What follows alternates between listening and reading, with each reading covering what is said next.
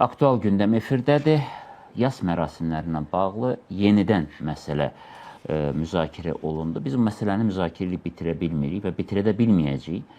Yəni, Azərbaycan xalqının min illərdən bəri gələn yas və toy adətlərini heç bir dünya görüşü, heç bir digər kənar dəyişikliklər, transformasiyalar nəinki dəyişdirə bilməyib, əksinə, hətta mən deyirəm, möhkəmlənməsində xidmət edib. İndi bununla bağlı mütəxəssislər danışacaq. Amma bir şey də bəllidir ki, bir qədər müəyyən məsələlər var ki, orada biz həddən ziyadə böyük israfçılıq deməzdim mən bu sözə təkcə. Bu israfçılıq məsələnin bir tərəfidir. Burada dəbdəbə yarışı gedir, burada özünü göstərmə yarışı gedir ki, bu insanlarda müəyyən qıcıq yaradır. Söhbət orada verilən qidadan getmir. Qida verilmək adəti həmişə olubdur və bunun üçün mərasimin qaydası vardır və toyda da, yasda da, yəni Azərbaycan xalqının formalaşmış toy və yas mətbəxi olubdur. Amma təəssüf ki, bugün tamamilə başqa bir şirkətlərin yas xidmətləri və bunun kifayət qədər baha olması insanların borc xərc edərək yas elə bir şeydir ki, bu komfortdan və istəkdən, hətta planlaşmadan olmur. Yəni, bu toy kimi deyil ki, planlaşdırasan və yaxud hansısa mərasim deyil. Bu qəfil olur və buna hazır olub olmamaq məsələsi var. Məcburiyyət qarşısında qalıb ehsana görə borca girənlər və yaxud da çətinlik çəkənlər də olur. Ona görə vaxtaşırı məsələ qalxır ki, ehsanı maksimum məhdudlaşdıraq. Bəzi yerlərdə bu uğurla həyata keçirildi, bəzi yerlərdə cəhd olundu, amma alınmadı. Hər halda Bakı şəhərində yenə də təmtəraqlı yas məclisləri davam edir. Biz bu məsələ ilə bağlı, yəni məsələ niyə gündəmə düşdü?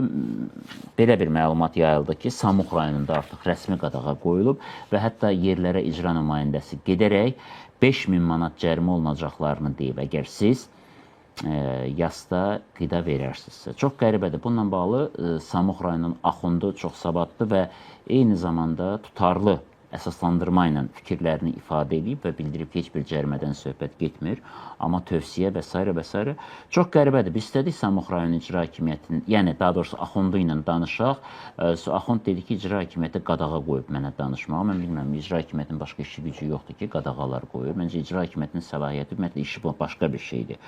Və eyni vəziyyət Şamaxıda, İsmayılıda, Oğuzda və Ağsuda olduğu deyildi. Mətbuat əlaqə saxlayıb, yalnız bir rayonun icra hakimiyyəti, yəni İsmayılı rayon icra hakimiyyəti məlumatla bağlı açıqlama verib ki, ağsaqqalların müraciət əsasında nəsə olub, amma digər rayonlarda da ənənəvi olaraq bu nömrəyə zəng çatmır və şəhər telefonları da götürmür prinsipi. Eyni şey dini komitədə də baş verir. Dini komitənin mətbuat əlaqələndiricisi telefonlarına cavab verməməklə bərabər, ümumiyyətlə bu sahə üzrə mütəxəssis ayıra bilməyəcəyini ifadə eləməklə bağlı. Mən bilmirəm, onlar hansı sahə üzrə mütəxəssis ayırırlar. Biz hər halda dini komitədən idman, futbol və yaxud da digər məsələlər üzrə mütəxəssis istəməməliyik də. Yəqin ki, bu məsələ də birbaşa dini komitənin görəcəyi işlərdən. Çünki hətta deyilir ki, mollalara və axundlara yas məclisində əgər yemək verilirsə, iştirak eləmək qadağası qoyulub. Bu suallarımız var idi. Dini komitənin nümayəndəsi telefonlara cavab vermir, məlumat vermir. Biz şəhər telefonunu yığmaq istədik. Sən demə, dini komitənin şəhər nömrəsi də işləmir. Azərbaycanca menyunu verdikdən sonra İngilis dilində xanım deyir ki, siz xəttə gözləməkdə davam edin və bir ömür boyu heç kim dini komitədə telefon götürmürmüş. Çox maraqlı suallar var dini komitə ilə də bağlı. Ümumiyyətlə, dövlət qurumlarının mətbuat əlaqələndiricilərinin bu yaratmaz işinin, bu yaratmaz fəaliyyətinin aqibəti necə olacaq? Bu açıq sual olaraq qalır. Və qonaqları təqdim edeyim, biz özümüz müzakirə edəyək. Ceyhun Məmmədov, Milli Məclisin deputatı, Gülzadə Abdulova, tarix üzrə fəlsəfə doktoru, dosent və Tural İrfan, ilahiyyatçı. Xoş gördük sizin hamınızı. Xoş gördük. İcazə verirsinizsə, mən əslində Ceyhun müəllim də ilahiyyatı bitirib və ilahiyyat sahəsini çox yaxşı bilir. Eyni zamanda uzun müddət bu sahədə də çalışıb. İndi Milli Məclisdə də bu məsələlərin həllində iştirak edir və onun bir vətəndaş mövqeyi də var bu məsələyə, mütəxəssis mövqeyi də var. Mən ara-sıra müxtəlif yeri gəlmişkən bu yerdə bir məsələni mütləq demək istəyirəm. Mən belə bir yazı ilə rastlaşdım, material işləyəndə. Bizim həmkarımız Aytaç Sahədin bir yazısı vardı. Yas məclislərində ümumiyyətlə keçirilməsi.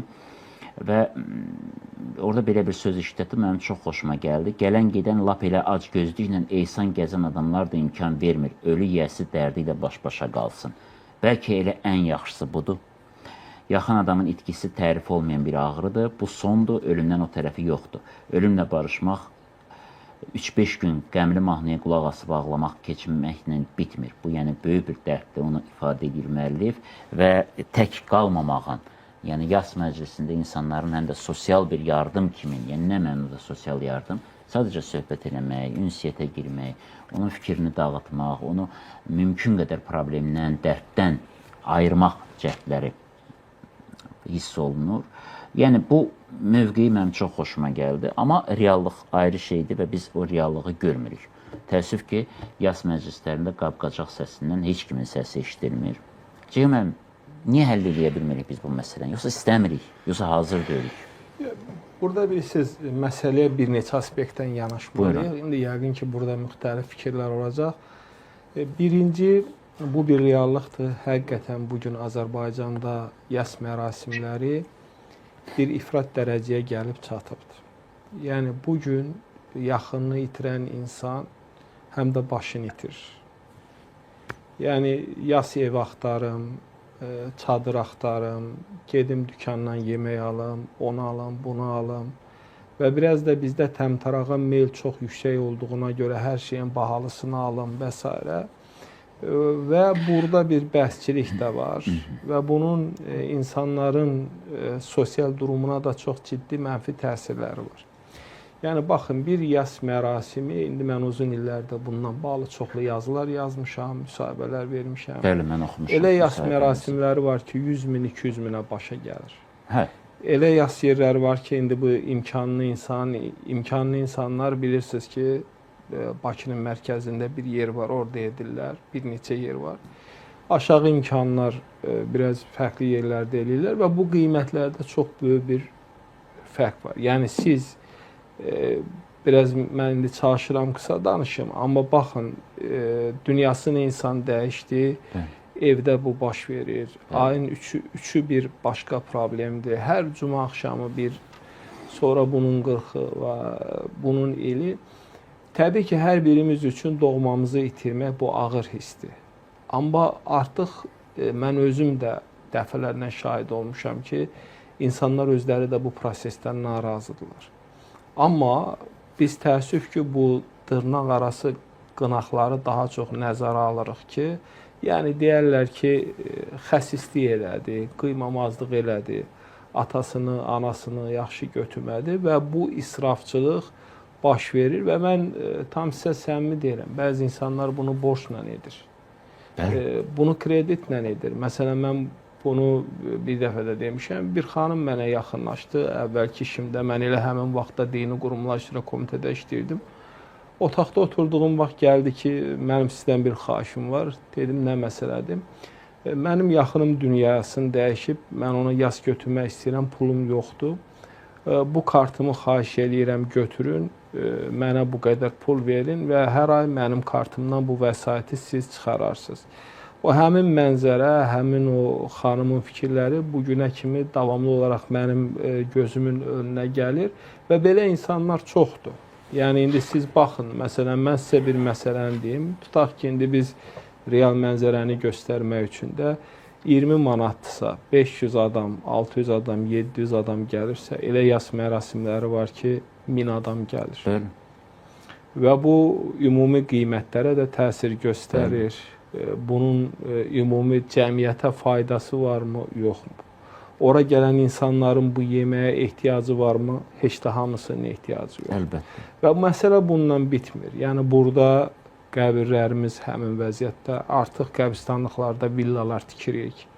Artıq hərə bir sort yer götürür, sonraki nəsillər üçün də və burada bir-biri ilə bağlı çoxlu məsələlər var və bu bir, həqiqətən də bugün artıq problem yaradan bir məsələdir. Mən sizə indi başqa deyim, rayonda bir insanın həyatında cəmi bir dənə inəyi var. Bəli. Və bunun evində yas düşəndə bu inəyi mütləq kəsməlidir. Yəni, hansı ki, bu inəkdən bütün ailə üzvləri yaşayırlar. Və burada indi gəlir ikinci bir məsələyə. Bunun dinlə əlaqəsi varmı? İslama görə 3 gündən artıq yas saxlanıla bilməz. Yəni, bu 3 gün maksimum müddətdir. və İslama görə bu bizdə də qabaq olubdur. Evində yası düşən insan yemək bişirməyib, çünki onun fikri başqa yerdədir.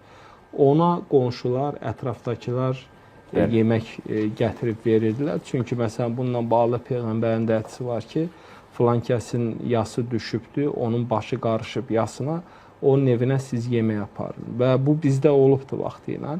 İndi hazırki durumda, hazırki vəziyyətdə, məsələn, indi çar şifrəsi tutaq ki, ola bilər.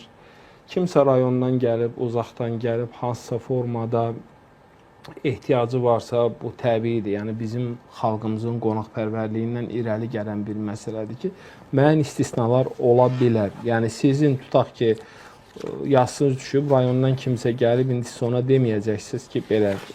Özünüz, yəni, ailə daxilində tutaq ki, müəyyən bir ola bilər, amma bu da bir çərçivədə. Amma bizim dediyimiz hazır ki, bu formada, bu baş verənlər, bunların heç birinin dinlə əlaqəsi yoxdur.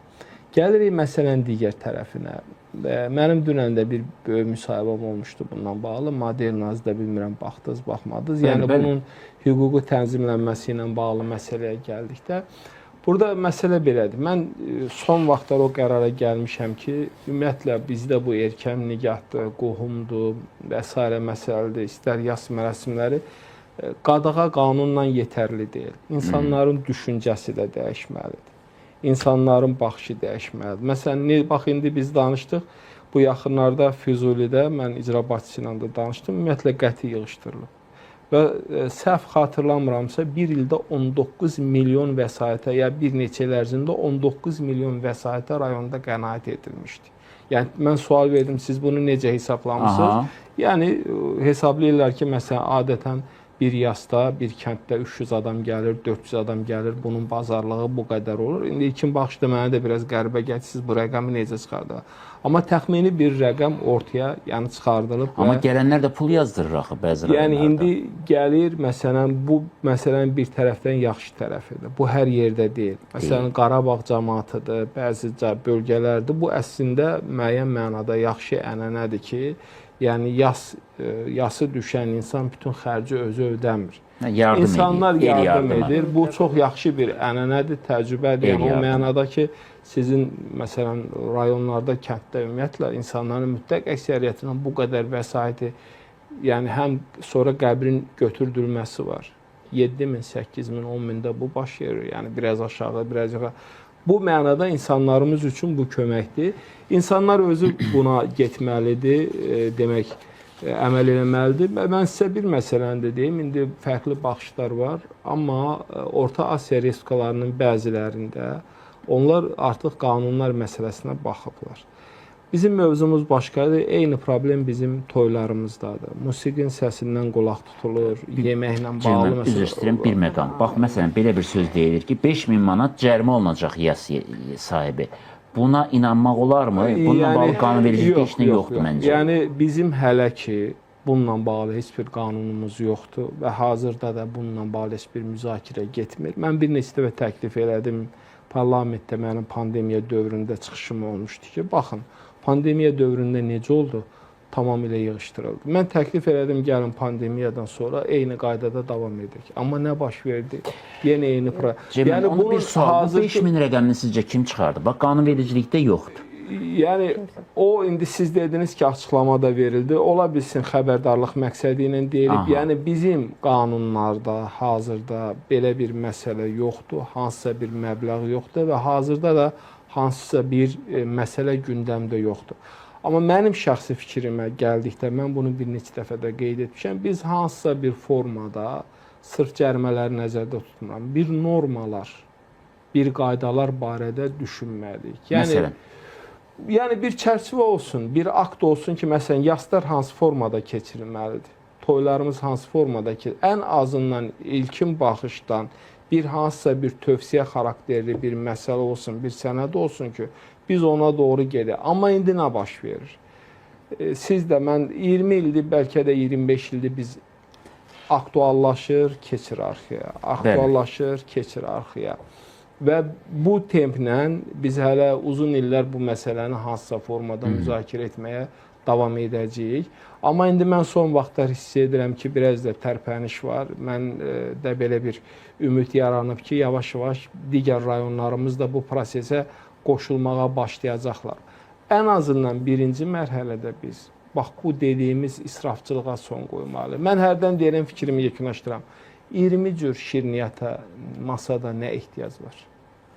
Yaxşı sual. Onların neçə faizi Heç istifadə nə toyda, nə yasda bir o Yəni- qədər çeşidə ehtiyac yoxdur. Yəni Kənd toylarında, kənd yaslarında bu məsələ çox net həllini tapmışdı. Amma indi bizim hörmətli alimimiz də buradadır və mən Gülzadə xanım sizdən soruşum. Hörmətli Milli Məclisimizin deputatı dedi ki, qadağalar özə sərt. Mən bəli. Qəbul edirsiniz? Yox, qətiyyən qəbul eləmirəm. Çünki bu yox, mən xalqın- demədim qadağalar xalq- tətbiq etməliyik. Yox, Sərt siz forma. deməz. Yəni, Hə, belə sərt bir, formada mən belə bir demədim. fikir bəli. var. Amma, Mən o cür yozdum. Hə. aha, amma bu xalqın mənəviyyatına qarşı bir təzyiq deməkdir. Aha. Mən belə görürəm. Çünki hər bir xalqın özünün toy yas adətləri var. Bizim yas adətlərimiz də bizim milli kimliyimizin bir parçasıdır. Milli kimlikdir. Yəni bizi kökümüzə, tariximizə bağlayan elementlərdən biridir. Bəli.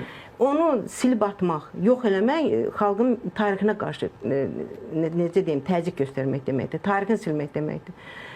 Bizim məsələn bütün türk xalqlarında olan bir adətdir bu. Qədim İskitlərdə, Hunlarda, Göytürklərdə, Oğuzlarda, Uyğurlarda bunların hamısında bu adət-ənənə var. Bəli. Ölüyə insan vermək, hansı qəbrimizi qazsalar, qədim dövr qəbirlərində qurğanlardan qablar çıxır. Bu Bəli. ölüyə o dünyada pay vermək deməkdir. Yəni düşünürdülər ki, tanrıçıların düşüncəsi belə idi ki, ölülər o dünyada da yaşayırlar və o dünya üçün onlara azuqa qoyurdular, yəhərli yüyənli atlar qoyurdular, əyinbaş qoyurdular.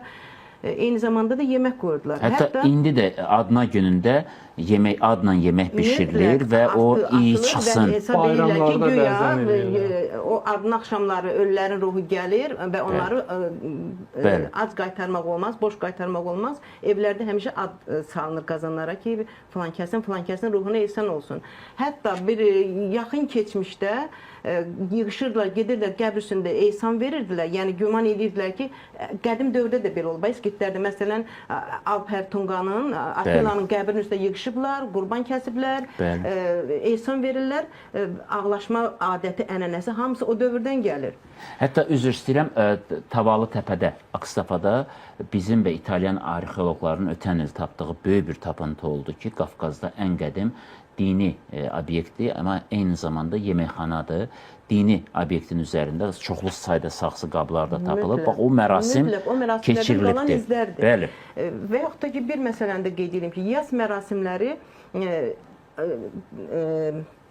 ədəbiyyatımızda ağıt janrının formalaşmasına gətirib çıxarmışdır. Yəni, bu xalq üçün nə qədər önəmli məsələdir. Əgər doğrudan da mən də razıyam ki, bugünkü gündə aşırı həddə yetib, istər yas adətləri, yas mərasimləri, istər toy mərasimləri, heç kim toy mərasimlərə qadağa qoymur, amma gəlirlər belə vacib bir məsələyə, vacib bir cəhətimizə qadağa qoyur ki, yas mərasimləri yığışdırılmalıdır. Niyə vacibdir yas mərasimi? Mən bayaq dedim də, milli kimliyimizin, identikliyimizin bir parçasıdır. Ay Gülzadə xanım, yəni orada banan qoyulmağı bizim milli kimliyimiz deyil axı. Qədim dövrdə banan olmayıb, əlbəttə, məclisdə. İndi bugün nə varsa bazarda, hamı istəyir ki, süfrəyə ölüsün əzizləmək üçün, ağırlandırmaq üçün qoysun. Burada bəskarlıq məsələsi də var, mən onun dəliyiniyəm. Kimin imkanı yoxdursa, vacib onu heç kim güllə qabağına qoymur, heç kim ona görə ittiham eləmir onu ki, sənin məclisində niyə qoğal yoxdur, şəkər bura, paxlava yoxdur, banan yoxdur. Qoymasın, vacib deyil. Amma yemək verilsin. Yəni yeməyi də öz səviyyəsinə uyğun verə bilər. Yox, bax burada nədir məsələ? Üzr istəyirəm. Mən üzr istəyirəm. Bir ara hətta məclisdə şirin çay, pendir, göygərti belə şeylər verirdilər. Kimin imkanı yoxdur onu verirdi. Amma o bəskarlıq məsələsi ki var, istər-istəməz hamı istəyir güya ölünü bundan daha yaxşı əziz tutur. Və yaxud da ki, elə ailə var ki, Allah hamısına, bütün hamının dünyadan köçənlərinə rəhmət eləsin. Cavan dünyadan gedib toy eləməyib, o toyun əvəzində istəyir ki, məclis qursun, ölüsün onunla əzizləsin. Bu da türk adətidir, qədim türk adətidir və elə Isıq qəsəbəsindən tapılan altın əskərdə də biz bunun əlamətlərini görürük. Amma sualım daha konkretdir. Bax, burada məsələ belədir. Yas məclislərində əgər yemək verilərsə, mollaların getməsinə qadağa qoyulur. Bununla razısınız yoxsa yox? Yəni Yemək verilsin ya verilməsin? İndi mollasız da məclisə yola vermək olar əslində. Yerindən qalxan hamı əlinə Quran alıb oxuyur. Əslində elə də olmalıdır. Molla yoxdur. Yəni mollasız, dində. molla da bir xəşdir. Vasitəçidir. Molla xəşdir, onu demirlər. Demirlər. Qəbir qazmaq, qəbir yer almaq xəşdir, onu demirlər. Amma bir dənə bu yeməyə qarışırlar. Yeməyi də ki, hər kəsin Niyə? Bəs ona niyə yemək? şəxsi məsələsidir o. Şəxsi məsələsidir. Kim istəyir versin, kim istəyir verməsin. Axı o verməyəni məcbur eləmirlər. Bütün hallarda yeməyin qalmasının tərəfdarısınız. Bəli, əlbəttə ki. Aydındır. Bayaq Ceyhun müəllim də dedi Bəli. ki, qonşular gətirirdi, yemək verirdi. Bax, onda yemək məsələsi pulla əvəz olunub. Heç əksər məclislər, heç kim borca düşmür ona görə. Pul yığılır, o məclisi yola verir, cəmaət yola verir o məclisi. Və yaxud da iş görməyə deyirlər ki, güya ki, bilmirlər, gələn qonağı yola salsınlar. İndi nədir Yoxsa məsələ? məclisi yola versin. Düz Üzr istəyirəm, deyirsiniz. o cümləni deyim. Buyurun. Mən hamımız xalqın içindən çıxmışıq da, cəmaət yığılırdı, o məclisi elə yola verirdi ki, ev yəsinin xəbəri olmurdu. İstəyir ağ məsələsində, ağlaşma məsələsində, istəyir iş məsələsində ev yəsinin heç bir işdən xəbəri olmurdu. Bax, bu fikir siz dediyiniz... Ən gözəl nümunələri bizim xalqımızda ictimai yardım formasıdır bunun hamısı. Hamısı olub xalqda. Deməli, olmayacaqsa o yardımlaşma da olmayacaq. Milli kimliyimizi göstərən bu amildir. Bu, yəni bundan mən bundan razıyam. Ağı deyiləndə, məsələn, ev yəsinə qonşular, qohum-əqrəba imkan vermirdi. O alırdı, ona verirdi, bu alırdı, buna ötürürdü bir-birinə ki, şəxsi deyəndə və yaxud ağı deyəndə ev yəsi nəfəs döyməsin, əziyyət çəkməsin.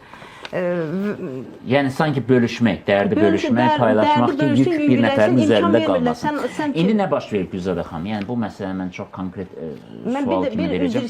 Deyəcəksiniz. Çox qəribə bir məqama toxundunuz.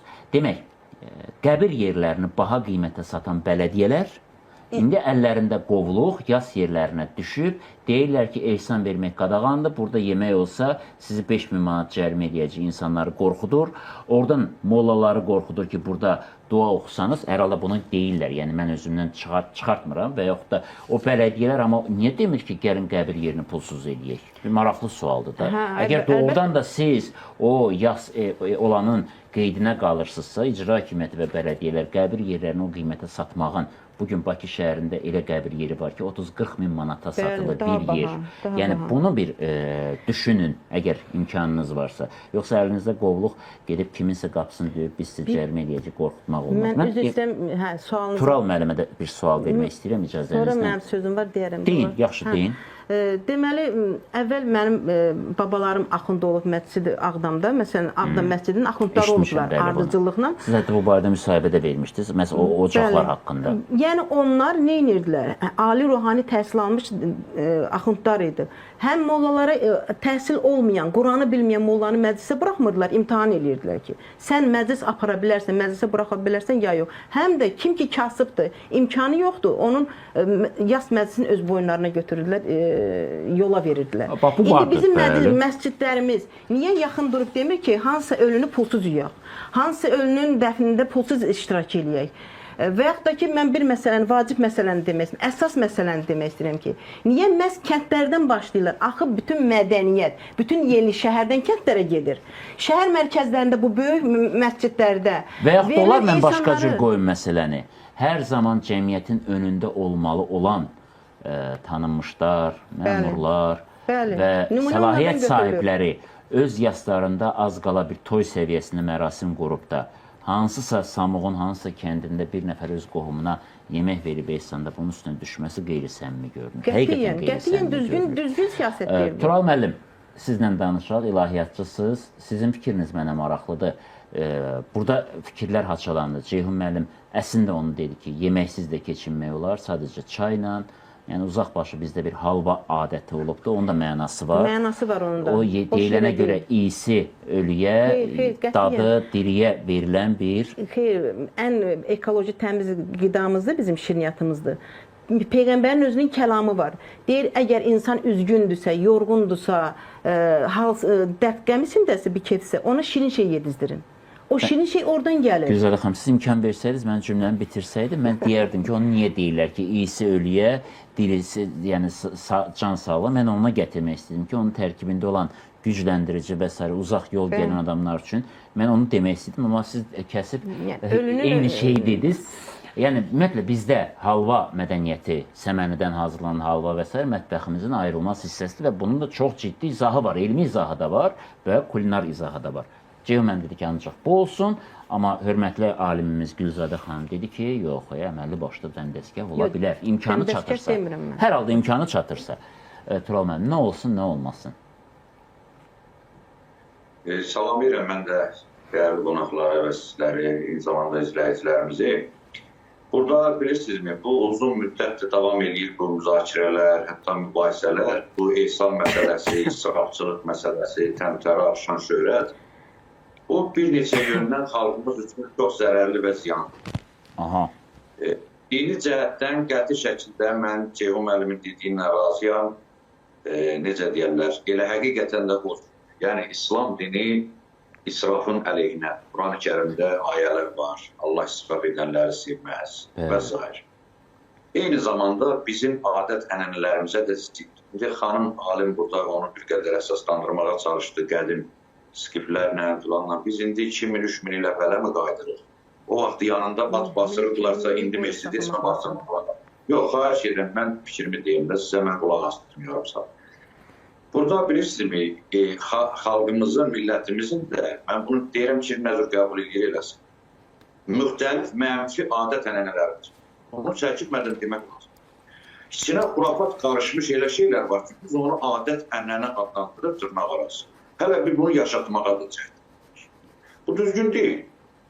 Dünya müasirləşir, inkişaf edir. Bizim tək millətçilik söhbəti deyəndə indi başqa millətlər var, etnik qruplar var, elə tək şovinizmə gedib qapanmaq lazım deyil ki, filan olubdu bizim babalarımız. 3000 il bundan əvvəl ona tələb varmış. Bəlkə nə bilim o dövrdə nə cürüymüş, at basırmışlar yanına. İndi o demək deyil ki, biz bunu yaşatmaq. Bu bir. İkinci də ki, bu Ceyhun müəllim detallara toxundu. İsrafçılıqdır. Bu inanırsınızmı? Xanım deyir ki, niyə kəndlərdən başlayır? Ona görə kəndlərdən başlayır ki, mən şəxsən şahid olmuşam. Yanvar ayında insan dünyasını dəyişib kasıb adam. Dağ kəndində. Toplaşıb buxara baxlı yapımcılı kişilər dana axtarmağa gediblər ki, gedək biz görək bu ətlik bir dana tapaq, gətirək kəsək cəmaatın ağzını yummaqdan. Bunu açıq deyirəm, bəlkə biraz da kobud çıxır da. Kim biraz yaxşı vermirsə ehsanı verir, ehsan deyil, o əslində indi adını ehsan qoyur. Gileylənirlər yasdan gedən adam. Bu kişi bunları böyüdü vərsiyə çatdırmışdı, ali təsir vermişdi. Bunun oğlunun verdiyi yeməyi gördüm məsələn. Bu məcbur olur, qarda, soğuğunda, filanda bir balaca çadır qururlar, onun altında qazan asmaq üçün. Qar tökür axı göydə. Bir çadırda quraşdırırlar, cəmaat yer qazır, buzlu torpağı ki, burada qursun, cəmaat bunun altında gəlib oturub aş yedi. Buxarlana gəlib orada bozbaş, bozatma yedi. Bu hansı dinə uyğundur? Bu bütpərəstlikdə də belə şey yoxdur. Bu ateizmdə də belə şey. Bunun adını adət qoymaq, bu xalqa, millətə təhqir. Belə şey yox. Mən ilahiyyatçıyam. Mən 25 il, 30 ildir bu işin içində pişmiş adamam. Mənim heç bir qərəzim də yoxdur. Nə də başqa dinin Allahın müqəddəsatın əleyhinə də mənim məcbur edən yoxdur bu fikir deməyə. Bu həqiqətdir. Bu reallıqdır. Söhbət İslamdan gedirsə, qardaş, İslamda hətta mən bunu əsaslandırardım ki, bu harama gedir İslamın məsələ. Çünki Quranda israf haram, şöhrətbazlıq haram, bəhsə girmək haramdır. Sələm, kredit, borc götürüb cəmaata yedirtmək haram hesab. Bəlkə bir 20 haram aparan amil çıxardılar birləri onun içində. Dəftər qoyurlar. Elə bir kafedə getdin, yemək yedin, çıxanda da hesabı verdin, çıxdın getdin. Bunun harası ehsan oldu? Ehsan təmənnasız olaraq imkanlı şəxsin imkansızlara etdiyi yardıma deyildir. Təkcə qarınla ölçülmür ehsan. Bizim biraz cəmiyyətimizdə yanlış terminləri də yanlış anlaşması var. Ehsan deyəndə ancaq yemək nəzərdə tutulur. Ehsan ərəb sözdür. Ceyhun müəllim bu fikirləri məndən gözəl bilir. Ehsan yaxşılıq demək. Birinin qolundan tut, bir körü yolu keçir o yüzden. Bu da ehsan, bu da sədəqə. Bunu niyə biz qaranla gətirib müdafiə? Məsələn, mən burada açıb məsələ qeyd edəcəm. Hörmətli millət vəkilimiz də neçə illər bu məsələ ilə bağlı biz bu işlərdə təbliğat aparırıq. Burada bir nümunə geçsə, bizim millət vəkillərindən Razi Nurullayev, məsələn, öz valideyninin yas mərasimində o cür təmtəraqlı yas əvəzinə kəndin yolunu da o kənd sahəsində olan o yararsız yolların təmir olunmasına məsrəf etdilər. Məsələn, o yolu düzəltdilər, hamı da ona rəhmət odur ki, Əbid Otası rəhmətli, məsələn, bu yolu gətirib düzəltdi. İndi bunu mən söz gəldi, misal üçün deyirəm də. Tutaq ki, bir kəndin suyu yoxdur, bir artizyan çəkmək lazımdır, bir nə bilim, nə etmək lazımdır. Bax, bu səmtə yönəltməliyik biz insanları. O yemək bir dəfə olur, o rəhmət bir dəfə deyilir, çıxıb gedilir. Amma o bulaqdan tutaq ki, illərlə insanlar su içəcək, o yoldan illərlə adamlar keçəcək. Bir yetimən kasıbın təhsilatına kömək etmişsənsə, ömür boyu o rəhmət oxuyacaq ki, filan kəsin ehsanı üçün mənə oxuduqlar, təhsilatımı veriblər. Bax, bu şeylərə biz yönəltməliyik. Bir tərəfdən də deməli, mən sizə bir şey deyim, bu niyə bu şeylər yığışdırılmır? Bu birinci, bizim bu xurafat adətlərimizin sayəsindədir ki, cəmaat bəhsə giribdir. Elə bir ki, qorxurlar da, deyir ki, o biri deyəcək ki, bu ehsan verildi, o verməli belə. Amma ən əsası bilirsiniz nədir? Bunu mən sizə qeyd edeyim. Bilirsiniz, xarici təsirlər oldu. Müəyyən vaxtlarda bizim bu dini camiyyəyə, din sayəsinə müxtəlif təsirlər oldu. Müəyyən bu xaricdə mayalanmış, təsir almış adamlar gəldi ölkədə müəyyən məsələləri mənfi istiqamətə yönətməyə cəhd etdilər. Şükür, indi bu dini qurumların üzrə dövlət komitəsi, dövlətin din siyasəti bu işlərin qarşısını alıb nizamlı söhbətdir. Ancaq müəyyən o təsirə düşmüş adamlar yas məclislərini bir fürsət hesab edirlər öz ideoloji təbliğatlarını aparmaq üçün. Ona görə bu dırnaqarası din xadimlərinin çoxu, həqiqiləri demirəm mən. Onların çoxu bu məclislərin davam etməsində maraqlıdırlar. Çünki həmin o müxtəlif mərsiyə, nohaxanlıq məclisləri düzəldərək, həmin yas məclislərində xarici əcnəbi zərərli ideologiyaları din pərdəsi altında yeritmək üçün bir toplantı yeridir. Münbit vəziyyət, münbit şərait 8 yas mərasimi olur. Hərəsi yarım saat danışsa bəs eləyir, bir 10 adam təsir altında düşsə bəs eləyir. Bax, bu şeylər də var. Ona görə rayon ağsaqqalları, əsasən, bax, Şərurun bir kəndində Mahmud kəndi səqirəmləbsə, kəndin ağsaqqalları qərar qəbul edildi, hamı da razılaşdı, bəs salam onlar yoluna qoydular. İndi yaxşı olar ki, bu nümunə bizim bütün ölkəmizdə olsun. Ağsaqqallarımız, yağlarımız, hər şeyi də gətirib qanunu müstəviyə zalamaq olmaz. Elə Milli Məclis baş qazanmadan qarışmalıdır. Bu cəmaət özü, millət özü bunu qəbul eləməlidir, başa düşməlidir. Din xadimlərimiz bunu maarifləndirməlidir. Ağsaqqallarımız da yığıb deməlidir, çay cəmaət. Bu düzgün şeydir. Bu inək dişi danadır, inəkdir, bugün çətin vaxtdır. Bu balalamalıdır, artmalıdır. Biz bunu niyə gətirib, kəsib, burada puç eləyirik ki, nədir bu cəmaatın qarını qoymaq üçün? Ceyhun müəllimin o fikrinlə mən razıyam ki... Amma Gülzadə xanım dedi ki, bu bizim adətimizdir. Müəllim, bitirim bu kəlmə deyim. Dəftər də olmamalıdır. Mən onu alver hesab edirəm, onu kafedə yemək hesab edirəm. Bəli, yas yerinə sahib dəstək olmalıdır, iyanələr verilməlidir, ərzaq gətirmədən o dəftərə olmamalıdır. Heç kimi, o borç dəftəridir. Elçi müəllim, onun adını üstünə yazmaq lazım, borç dəftəri. Çünki kim kimə gəlib 20 manat pul yazdırırsa, sabah onun ölçüsünə getmirsə, adam tanıyıram ki, sinidə aş göndərib ki, mən onun yasına gəlməyən adama, mən onun dədəsinin yasına gelib 20 manat yazılmışdım. Allah bu gəlib, bu mən sözlərəm orada yediyimi də yesin, mənim pulumu da 20 manatını gəlsin. Budur bizim adətimiz. Buna qaydırıq biz. Onu hamıya aid eləmək olmaz ki. Bir nəfər, iki nəfər... Əslində bizdə... Hər yerdə belə. Mən din adamıyam, ilahiyyatçıyam, bütün Azərbaycanı gəlmişəm, hamısını araşdırmışam, hamısını maraqlamışam. Pandemiya dövrü bayaq dedilər, söhbət oldu. Yanlış deyil.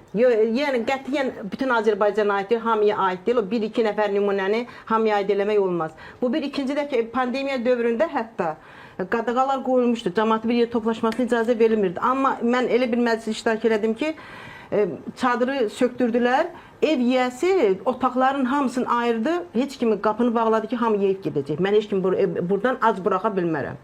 Yəni, o qədər belə insanlar var ki, gəlib ölüsünün yasında ehsan yeməyib gedən insandan incik düşür.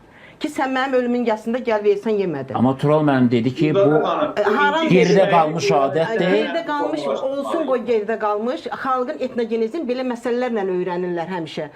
Bu dövrü keçib gedəcək, gələcək nəsillər nəyə baxıb, nə ilə təyin edəcək ki, bu kimdir, kimə? Bir də bir söz deyim. Bizim xalqımızın elə adəti yoxdur və ola da bilməz. Var yoxsa yoxdur? Hansı adəti deyirsiniz? Hansı adəti deyirsiniz? Hansı adəti deyirsiniz? Turan müəllim, niyə yoxdur? Bu adətlər hardan göydən düşüb? İsrafçılığı deyirəm. İsrafçılıq hamıda var. Məsələn, mən bir söz deyim. Özür istəyirəm Turan müəllim. Bayaq bir söz dediniz ki, haramdır bu. Bunlar hamısı haramdır. İsrafçılıq. Özür istəyirəm. Milli ağı deyən təqdim edə bilərsiniz. Siz tarixdən danışırsınız. Bəs odur da silinib gedir də, yaddaşdan, kəndlərdə qalıb. Şəhərdə yoxdur. Milli ağıtçı, yəni bu əcnəbi qəhrəmanları Yox, milli ağılarımız indi kitablarda, kitab səhifələrində qalır. Bir də kəndlərdə kənd cəmaatı yenə də deyir, həmin ağı ənənəsini davam elətdirirlər. Bayaq siz özünüz milli dediniz. ağıtçıdan danışıram. Millidən deyil, mən də millidən danışıram. Milli, yerli kənd qadını, savadsız, dindən xəbər olmayan kənd qadınlarla danışıram. Bayaq bir söz dediniz ki, İslamda haramdır, israfçılıq, nə bilim, nə. Bəs yaxşı, haramdırsa əgər, niyə məscidlərimiz o harama şərait yaradırlar? Böyük məclisləri, təntənəli mərasimləri onlar təşkil edirlər. Gülzadə xanım, əgər məsciddə hansısa bir mənfi hal varsa, biz onunla bəhsə girib bu tərəfdən də bu xurafatı mı Siz inkişaf axı etdirməliyik? yox, axı siz deyirsiniz ki, haramdır, dində, İslamda haramdır. İslamın mərkəzi də harada Güzələ xanım, həm də Tural müəllim dedi ki, biz gedib o yas məclisində aş halva yeməsək olmazmı? Olar, əlbəttə ki, hamıya ehtiyac deyil, amma adam da var ki, aylarla ət yemir, həmin məclislərdə gedib ət yeyə bilir. Mən hətta bir dənə də nümunə gətirim ki, bir nəfər anası rəhmətə gedəndə ancaq dedi ki, saya ət bişirin, cəmaat ət yemir, qoy gəlsin, cəmaat ət yesin. Bircə mən detal deyil, üzr istəyirəm sizdən, Elçin müəllim, xahiş edirəm. Bu da yardımlaşmanın bir variantıdır. Mən bu araşdırmışam, demək, valideynləri dünyadan gedib yetim qalmış bir uşağın miras qalmış inəklərini kəsib cəmaatda ehsan verdilər. Dəvət olunmuş din xadimi dedi ki, yetim malı yemək, qan, insan əti yemək kimi bir şeydir. Bu yeməklərin hamısı haramdır.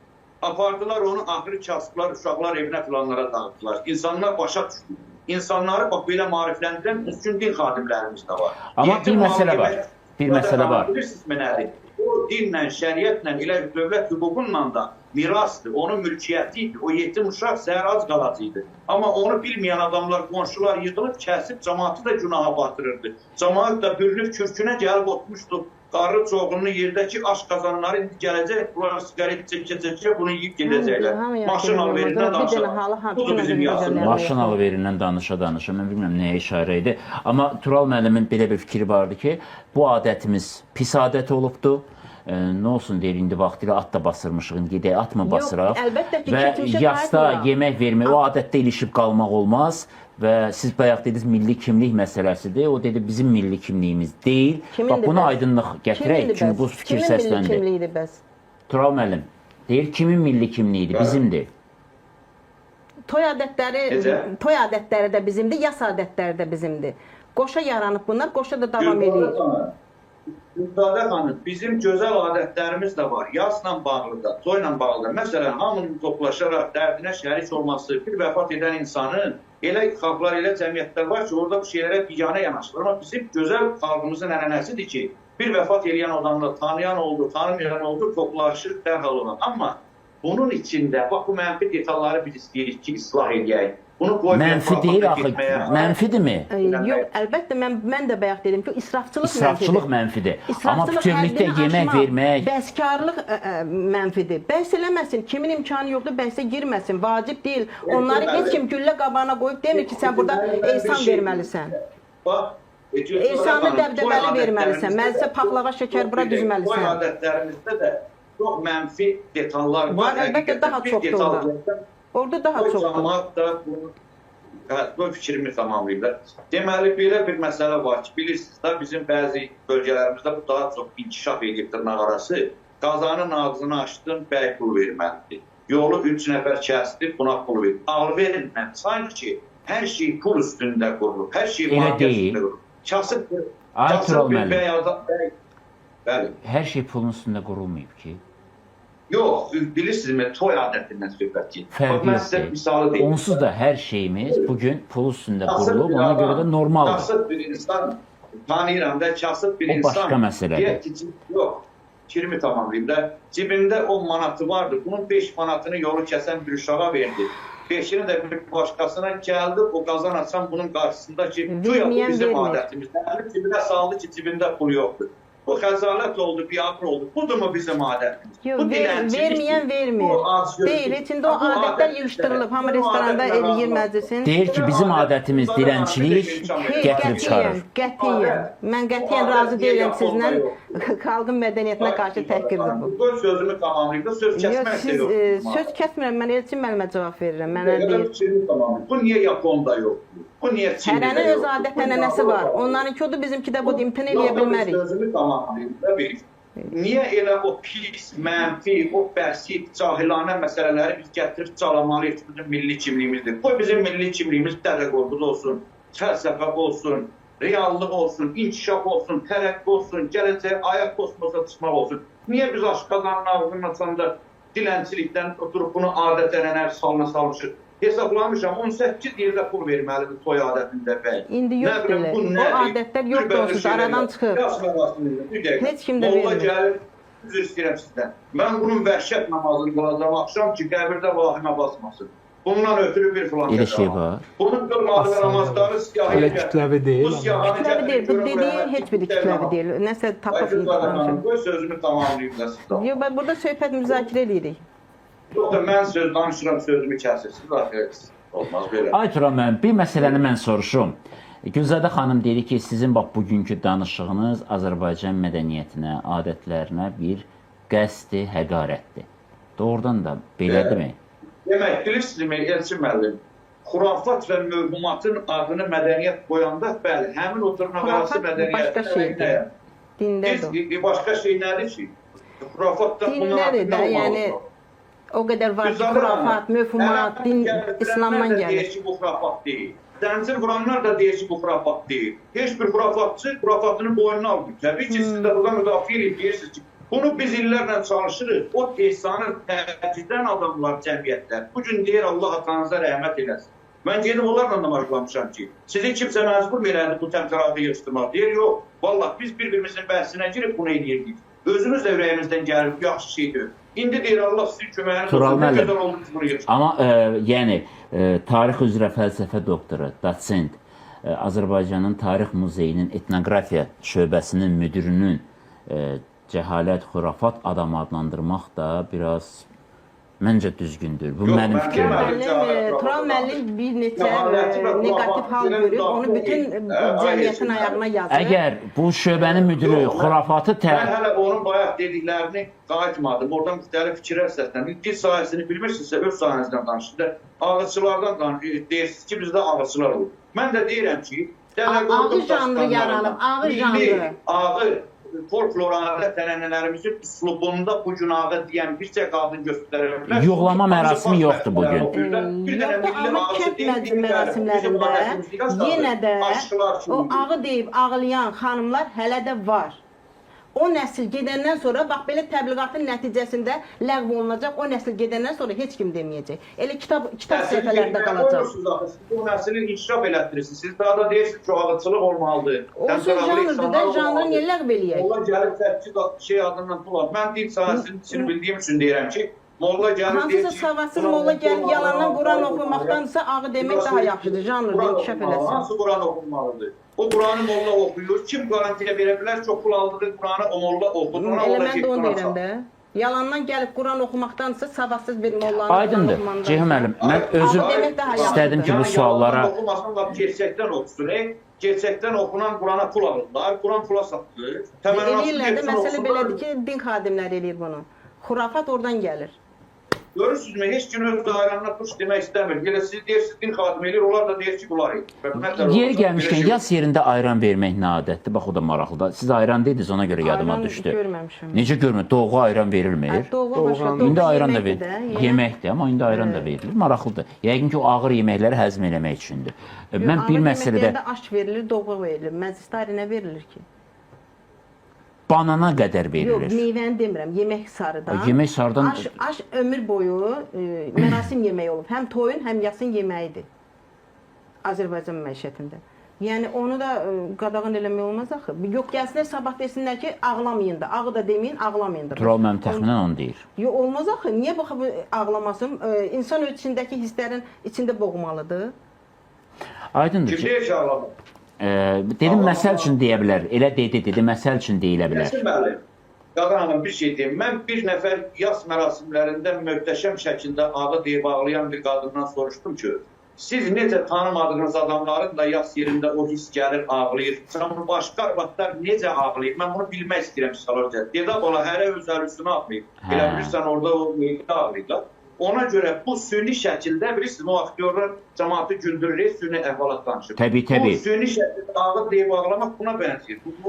Şəbih tamaşaları da əslində meydan tamaşalarının növüdür və Vaqif müəllimin, Vaqif Mustafayevin Yaramaz filmində də o məşhur səhnə vardı, Ağılçıların gəməcəyi. Mən özüm bu şəraiti yaratdım ki, bir ilahiyyatçının və bir elm adamının bu məsələyə münasibəti cəmiyyətdir, güzgüdür. Siz bir orta mövqe göstərdiniz ki, qalsın, hətta yardım dəftəri olsun, onun da əleyhinə olanlar var. Neyiniyək? Demək, mən məsələyə istəyirdim ki, müzakirə bitsin. Burada iki məsələ var. Mən bayaq da dedim, bir dinin yanaşması. Dinin yanaşması ondan ibarətdir ki, yəni yas mərasimlərində bu formada israfçılıq qəti şəkildə qadağandır. İslama görə yas mərasimində ağı demək, ağlamaq, özünə xəsarət yetirmək, yəni söhbət İslamın özündən gedir. Bu qadağandır.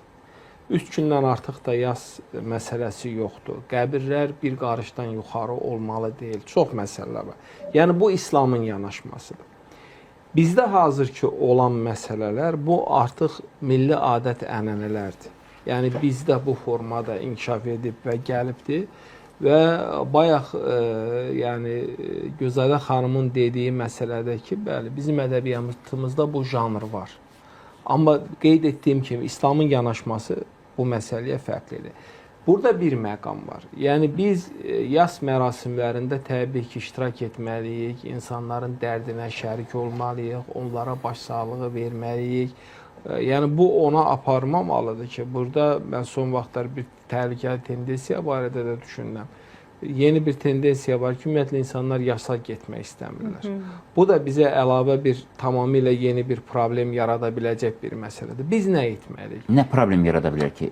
Yəni söhbət ondan gedir ki, ümumiyyətlə də mən niyə gedib kiminsə yanına başsağlığı verməliyəm də. Yəni sosiallaşmanın deyirsiz qarşısını ala bilər. Son vaxtlar belə var. Məsələn, mənə açıq deyir ki, mən elə telefonla deyərəm ya bir dənə Facebookda bir yəni yazaram. Sosial media insanı elə olacaqdır. Rəqəmsal insan elə olacaq. Amma bizim hər birimiz, yəni mən indi sizə bir məsələn deyim. Məsələn, mənim ya sizin doğmanız rəhmətə gedəndə siz mütləq insanları axtarırsınız ki, gəlsin iştirak. Elə bir deyim də var. Toyda bu o qədər də deyil. Amma yazsa siz insanların yanınızda olmağını istəyirsiniz. Bunu hamı deyir. Və burada qaldı ki, yəni yas mərasimlərində biz nə etməliyik? Yəni biz israfçılıqdan uzaq olmalıyıq. Biz yəni burada məsələ nədir? Əhalinin bir xeyli hissəsi bu məsələdən ciddi əziyyət çəkir. Razıyım. Yəni artıq bu yaslarda masalara düzülən yeməklər, şirniyyatlar bir atributa çevrilib. Yəni birin eləyim, birin eləməyin məsələsi deyil. Bayaq burada indi qeyd olundu. Biraz az olanda deyirlər ki, bu nədir? Üzr istəyirəm, urbatsız götürdü yası. Biraz insanlar artıq, yəni bizim hamımız bunun bizim üçün yaratdığı çətinlikləri hiss edirik. İmkanı olan çay verə bilər, uzaqdan gələn hansısa bir formada tutaq ki, yemək məsələsinə baxıla bilər. Amma yəni bu bir mənalı olaraq, yəni mən sizə sual verim. 500-600 adamın neçə nəfərinin o yeməyə ehtiyacı var? Amma bugün uşaq evlərində, bugün yaşlı evlərində buna ehtiyac varmı? Varmı? Bir vəsait, yəni bu formada, bu artıq bir biznesə çevrilib, industriyaya çevrilibdir və bundan biz əziyyət çəkirik. Bizim bugün, yəni hamımızın yəni münasibət bildirdiyimiz məsələnin mahiyyəti ondan ibarət ki, bu təmtaraqdan, bu israfçılıqdan insanlar xilas olmalıdır. Yəni məsələn, indi baxın, Türkiyədə də var, yas da verirlər, toy da verirlər. Amma heç bir yerdə bizdəki kimi deyil ki. Daha dəqiq desə, üzr istəyirəm, bizdəki kimidir. Amma bizim vaxtilə olan var idi kəndlərdə. Yəni, bəli də. Məsəl üçün, toyda uzaqbaşı bir cür yemək bişərdi ya da 2 cür yemək bişərdi. Yeməyini yeyərdi, rəqsini eləyərdi, şadlığını görərdi və hətta onun da bir israfçılıq olmasın deyə, səmərəli olsun deyə. Məsəl üçün, ciyər axşamı nədir? Onun içalatının bişirilməsi ki, toya gəlib işləyən adamların qarnı doysun da. Yəni, məqsəd budur. Ya, indi mən sizə... Səhərsi gün o xaş yemək nədir? Qalanlar, yəni heç nə atılmırdı. Yəni, əslində burada bir sosiallaşma məsələsi var. Amma mən indi sual verirəm. Bax, son vaxtlar hansımız toylarda gedib istirahət edə bilirik? Mən ümumiyyətlə 2009-dan bəri toylara getmirəm. Yəni, ümumiyyətlə gedən insanlar... Ümumiyyətlə, yaslarda biz gedib, yasın ruhuna uyğun hansısa söhbəti müzakirə... Demək biz bunu tamamilə Məmur yasına görə gedilir ki, kontekstdən hansısa problemləri həll eləsinlər. Digər yasa ona görə gedirlər ki, mən də gəlmişdim, göründüm və bununla da bitir. Yəni o ünsiyyət, o söhbət, o dərdi bölüşməyin özü baş vermir. Bu yəni, burada bunu... bir dənə dəftər məsələsinə bayaq toxunuldu. Tural bəy, bəli. Yəni bunu biz dərindən baxanda, yəni dini baxımdan bunun heç bir əsası yoxdur. Biz indi bilirsiniz, əsas dinin prinsipləri götürülməklə yanaşı hər bir regionun özünün də müəyyən bir ənənələr var. Bəli, bu dində yoxdur. Amma bunu bizim əcdadlarımız, yaşlı nəsil zamanında o mənada fikirləşmişdi ki, biz onsuz da bunun qabağını ala bilmirik. Mən sizə bir məsələni deyim də, təsəvvür edin ki, bir yasdır, onun xərci 100 mindir, 50 mindir, 30 mindir, dəyişir də.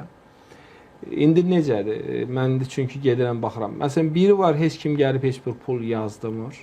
Yəni, bunu nə üçün bizim əcdadlarımız? Bir də var ki, gələn adam indi biraz yaxşı alınmır. Amma ən azından 15 manat, 20 manat vəsaiti verir ki, bu yası düşən insan əziyyət çəkməsin.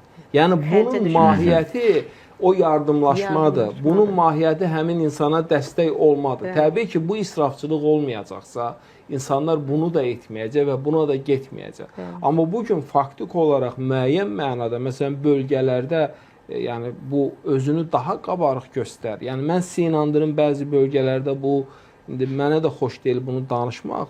Bu dəftər siyahı söhbəti olmasa, insanlar daha da batar.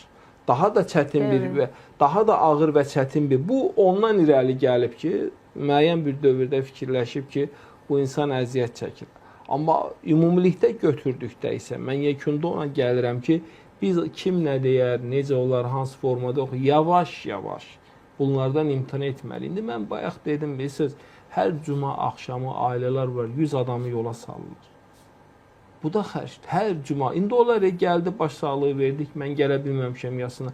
Amma da bu hər dəfə yemək pişir, hər dəfə. Bəli. İndi bayaq siz dediyiniz məsələ. Məsələn, indi qiymətlər artıq menyudur. Gilas istəyirsən, ərik istəyirsən, banan istəyirsənmi və bunlar bizdə görüntülərin içində menyu var idi. Yas məclisinin menyusu ayrıca tərtib olunur. Yas məclisinin bilsiz bunu, yəni ona xüsusi ayrı bəzək qurulur. Yəni indi mən sizə deyirəm, bax sizin bizim bayaq danışdığımız formada olsun da çay olsun, bir dənə də halva olsun. Halvadan gözəl nə var? Özdə o həqiqətən də elədir. İnsan o orada da bir məntiq var. Onu yeyirsən, yemək kimi səni tutur. Çayını içdin, halvanı içdin. Amma mən sual verim. Siz stolun üstündə olan 10 cür o cürbəcür şirniyyətlərin neçəsini yeyirsiniz və neçə faizini yeyirsiniz. Və bu yaxşı. Özdə ziyandır. Bəs bu vəsait, bütün yaslarda masaya qoyulur. Baxın da, ailənin büdcəsini təkcə o deyil ki, bunun, yəni, amma başqasına gedirsən, paxlava, şəkər bura, nə bilim, badam bura, hər şey düzüblər. Yox, təkcə o deyil ki, bunun noğulunu da qoyur, indi istəyirəm, cürbəcür. Şokolatı, bahalı şokolatlar. Yəni, biz özümüz bundan, indi mən yenə də yekun olaraq fikrimə ona gəlirəm ki, yəni biz insanlar olaraq özümüz ona gəlib çıxmalıyıq ki, bundan bizim yavaş-yavaş biz buna gəlib çıxmayacaq. Biz buna gəlib inzibati yol, bayaq dediyiniz kimin. İnzibati yol, yəni mən bir dənə də fikrimi deyim, yekunlaşdırıram. Mən sizə bir məsələni deyim və mən burada fürsətdən istifadə edib, bayaq siz bir məsələyə toxundunuz, mən istəmədim müdaxilə edəm və buradan onu da qeyd edirəm ki, yəni yasın tənzimlənməsi bələdiyyənin, yasamolların getməsinin qadağan olunması ilə həll olunması bir məsələ deyil. Biz geniş, davamlı təbliğat işləri aparmalıyıq, sıx işləməliyik və eyni zamanda gələcəyə doğru mən hesab edirəm ki, əgər bu belə görsənir, mənim əvvəl bundan bağlı çox açıqlamalarım olur, müəyyən bir normanı da biz fikirləşməliyik. Hətta bir qaydanı da fikirləşməliyik. Yəni söhbət ləğvdən getmir. Ləğvdən getmir, söhbət prosesin tənzimlənməsindən gedir. Aparıcı məscidlərdə yığışdırılsın o mərasim zalları. Bu dəqiqdir. Mən bundan razıyam. Çox qısaca 10 saniyəlik, buyurun. Demək, bu dəftər məsələsini mən qeyd edeyim. Bu yardım, kömək, dəstək mənasında yaxşı bir məsələdir. Ancaq mən dəftəri bayaq niyə toxundum o məsələyə?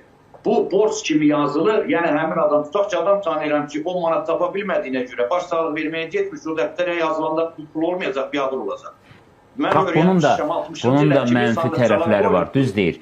Burada da bir haqlısınız. İnsanlar heç kim bilməyib, Elçi müəllim tutaq ki, 50 manat atıb, mən bilməmişəm. Mən 10 manat atmışam, o da onu bilməyib.